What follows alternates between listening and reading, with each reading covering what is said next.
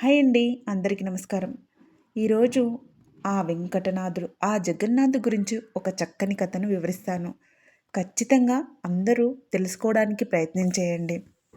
ఎందుకంటే ఈరోజు ఎంతో బిజీగా ఉన్న ఈ సమయంలో భగవంతునిపై భక్తి లేకుండా ఆడంబరాలకు ఏ విధంగా అంటే పక్కవారు అది చేశారు, ఆ పూజ చేశారు, మనం చేయాలి, ఈరోజు ఈ రంగు వస్త్రాలు ధరించాలి, ఈరోజు ఈ నైవేద్యం పెట్టాలి అని రకరకాల అనుమానాలు, అపోహలకు తెరతీస్తూ భక్తి అనే ఒక అమూల్యమైన అనంతమైన శక్తిగా మీరు గిట్ట అలవర్చుకుంటే ఖచ్చితంగా మనం చేసే ప్రతి పనిలో పాజిటివ్ ఎనర్జీ ఆ తండ్రే ఇస్తాడు. అది ఎలాగో ఈ కథ చూడండి.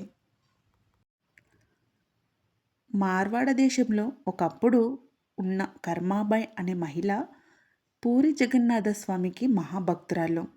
ఆమె తన అహైకమైన బరువు బాధ్యతలు అన్నీ తీరిన తర్వాత పూరి జగన్నాథ స్వామి క్షేత్రానికి వచ్చి అక్కడే స్థిర నివాసం ఏర్పరచుకొని ఉండిపోయింది. నిత్యం స్వామివారి సేవలో నిమగ్నమైపోయేది. ప్రతిరోజు ఆమె నిద్ర లేచి కాలకృత్యాలు అన్నీ తీర్చుకోవడమే ఆలస్యం. అల్లం, ఇంగువ, మరికొన్ని దినుసులతో నెయ్యి కలిపి కిచిడి అనే వంటకాన్ని చేసి స్వామికి నివేదించి తనని యథాతంగా ఆలయానికి పంపేది. అక్కడ కూడా నివేదనమయ్యాక అర్చకులు ప్రసాదాన్ని ఇంటికి తెచ్చుకొని తినేది. అంటే అర్చకులు ఇచ్చిన ప్రసాదాన్ని. క్రమంగా ఆ జగన్నాథుడికి ఆ కిచిడి ఇష్టభోగమైపోయింది. ముందస్తుగా కర్మాబాయి పంపిన కిచిడి పూర్తి కానిదే మిగిలిన భోగాలేవి సక్రమంగా అమరేవి కావు. మెల్లమెల్లగా ఆ రహస్యాన్ని గమనించిన ఆచార్యులు, అర్చకులు స్వామి ఇష్టప్రకారమే నివేదనను కొనసాగించేవారు.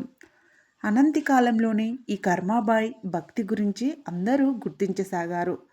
ఆ రోజులలో జగన్నాథుడికి ఒక బైరాగి అనే గొప్ప భక్తి గలవాడు ఉండేవాడు. ఈ బైరాగి పిలిచిన వెంటనే స్వామి పలుకుతాడని ప్రీతి.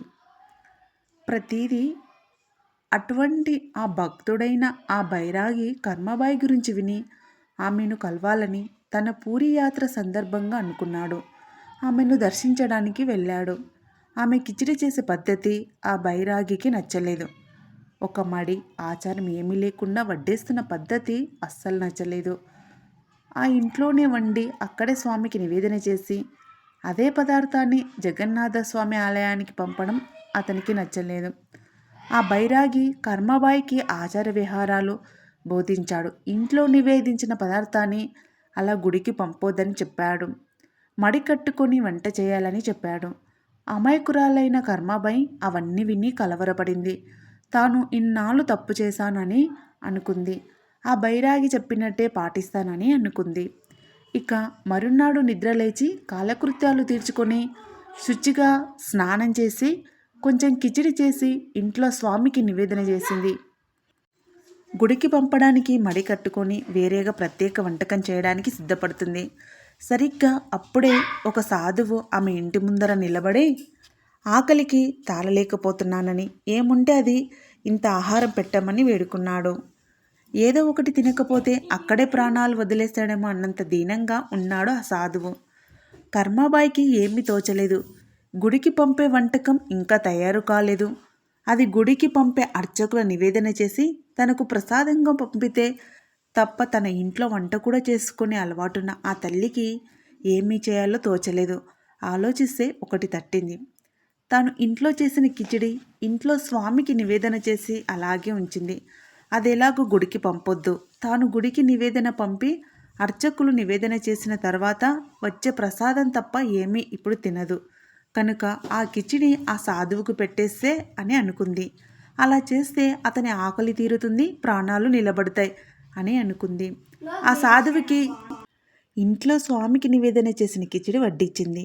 అతను ఎంతో ఆత్రంగా ఆప్యాయంగా ఆ కిచిడి తిని ఆమెకు కృతజ్ఞతలు చెప్పి ఆశీర్వదించి వెళ్ళిపోయాడు. ఆ తర్వాత మడి కట్టుకొని గబగబా జగన్నాథ స్వామి ఆలయంలో ఇవ్వవలసిన వంటని చేసి తానే తీసుకొని ఆలయానికి వెళ్ళింది. అర్చకులు నిన్న తనకు ఆచార విహారాలు చెప్పిన బైరాగి తన గురించే ఎదురుచూస్తున్నారు.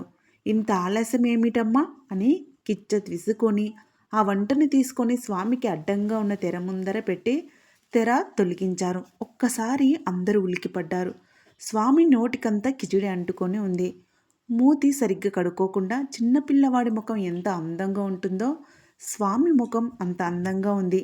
ఆ మహిమకు అందరూ ఆశ్చర్యపోయినా అలా స్వామి నోటికి ఆహార పదార్థం అలా అంటుకొని ఉండడం అరిష్టమని భావించారు అర్చకులు. ఆ బైరాగిని అడిగారు, స్వామి నువ్వు అడిగితే పలుకుతారు కదా జగన్నాథుడు, ఆలస్యమైనంది కనుకోండి అని అడిగారు. సరే అని ఆ బైరాగి స్వామిని అడిగారు. అప్పుడు స్వామి వైపు నుండి అదృశ్యవాణి వినిపించసాగింది. బైరాగి నీకు ఒక్కడికే కాదు, ఇక్కడ ఉన్న వారందరికీ చెప్తున్నాను, శ్రద్ధగా వినండి. కేవలం భక్తి శ్రద్ధలతో పరిశుద్ధ తరంగమైన కర్మాబాయి ప్రేమగా పంపే కిచిడి భోగమంటే నాకు ఇష్టం. మీకు అందరికీ తెలుసు. కానీ నిన్న నాకు ఒక భక్తుడైన ఈ బైరాగి ఆమె దగ్గరికి వెళ్ళి భక్తి శ్రద్ధలతో పాటు ఆచారాలు వ్యవహారాలు ఇవన్నీ అంటూ నూరు పోశాడు. అంతటితో ఆమె ఇంతవరకు తాను పట్టించుకోనన్ని అపచారాలన్నీ అభిప్రాయపడింది, భయపడింది, దుఃఖించింది. తన ఇంట్లో ఉన్న నా మూర్తికి ఎప్పటిలాగే నివేదన చేసి ఆలయ నిమిత్తం మడి కట్టుకొని మరోసారి వంటకు ఉపక్రమించింది. దానివల్ల నిత్యం నాకు జరిగే భోగానికి 5 గడియల ఆలస్యమైంది. నేనే ఆలస్యంతో ఆకలికి తాళలేకపోయాను. ఆమె పంపలేదు కనుక మీరు నివేదన జరపలేదు. నాకు భోగం అందలేదు. ఆమె తన ఇంట్లో నా గురించి చేసుకున్న కిచిడి భోగం ఉండడం వల్ల అది అంటే నాకు ఎంతో ఇష్టం కావడం వల్ల ఆమె ఇంటికి వెళ్ళి నాకు నివేదించిన భోగానే నేను తిని వచ్చేసాను. మళ్ళీ ఇక్కడ ఆమె తెచ్చే వంటక నివేదన ఉన్నందువల్ల తొందరలో నా నోరు కడుక్కోవడం మర్చిపోయాను. ఇక మీ ఆచారాల ప్రకారం భోగ నివేదన కానివ్వండి అని వినిపించింది. ఆ విధంగా వినిపించిన స్వామివారి అదృశ్యవాణిని విని అందరూ ఆశ్చర్యపోయారు. అర్చకులు స్వామి ఆదేశాల ప్రకారం మంత్రపూర్వకంగా భోగ నివేదన జరిపించారు. కర్మాబాయి మాత్రం స్వామివారు తనపై చూపిన కరుణకు ఆనందంతో సుడులు తిరిగిపోయింది. అంతటి పరిశుద్ధాత్మరాలికి ఆచార్య విహారాలు నేర్పబోయిన తన అవివేకానికి ఆ బైరాగి సిగ్గుపడిపోయాడు. అయితే తాను పాటిస్తున్న ఆచారాలన్నీ వృధానా అని అనుకున్నాడు. వెంటనే జగన్నాథుడు జవాబిచ్చాడు ఆ బైరాగికి. అమ్మాయ కూడా మనసు నా యందు లగ్నం కావడం కోసమే ఆ ఆచారాలన్నీ అవసరమే. కానీ ఎవరి మనసు సర్వం జగన్నాథమని నాకే అర్పితమయ్యిందో వాళ్లకు ఆచార విహారాలతో నిమిత్తం లేదు. నాకేమో జరిపే భోగాన్ని నేను అమృతపాయంగా స్వీకరిస్తుంటే మా ఇద్దరి మధ్యలో మడిబట్టలెందుకయ్యా అని. అంతేకాదు ఆచార విహారాలు తెలిసిన వారు ఆ ప్రకారమే చెయ్యాలి. అప్పుడు కూడా భక్తి శ్రద్ధ విశ్వాసాలే ముఖ్యం. నాకు నివేదించేవి అన్నీ ఆరగించాలని కోరిక కలిగి ఉండాలి. ఆచార విహారాలు తెలియని వారైనా సరే భక్తి శ్రద్ధ విశ్వాసాలతో నేను ఆరగించాలని కోరికతో నివేదించే వాటిని నేను తప్పక స్వీకరిస్తాను అని భగవంతుడు వివరించాడు. ఇంకా బైరాగి సిగ్గుపడ్డాడు. కర్మాబాయికి క్షమాపణ చెప్పుకున్నాడు. స్వామి అతనిని క్షమించాడు. భగవంతుని ఆజ్ఞ ప్రకారం కర్మాబాయి తన జీవితాంతం స్వామి నివేదనకు భోగం పంపేది. ఆనాడే కాదు ఈనాడు కూడా ఇప్పటికీ కూడా కర్మాబాయి జ్ఞాపకార్థం జగన్నాథుని గుడిలో స్వామి భోగాలలో కిచిడి భోగం బంగారు పళ్ళెంలో ఉంచి భోగం జరుపుతారు. ఎంత పావనమైన విషయం కదండి. మనం త్రికరణ శుద్ధిగా భగవంతుని మనసులో నిలుపుకొని స్వామికి రోజు ఇంత వంటకాన్ని నివేదన చేస్తే స్వామి స్వీకరిస్తాడు. ఇదండి ఈరోజు వీడియో.